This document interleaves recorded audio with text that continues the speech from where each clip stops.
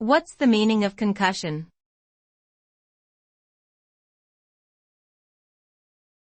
Concussion.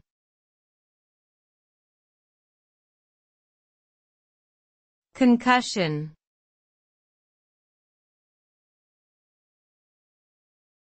Concussion.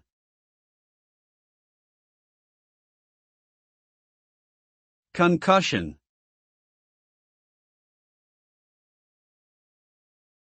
A concussion is a type of traumatic brain injury that occurs when the brain is jolted or shaken inside the skull.